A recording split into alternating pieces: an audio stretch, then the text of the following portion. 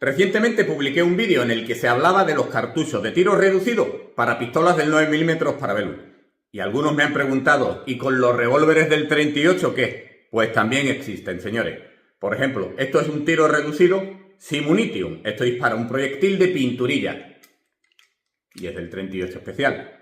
Proyectil de plástico. Otro de pinturilla de otro color. Otro de tiro reducido.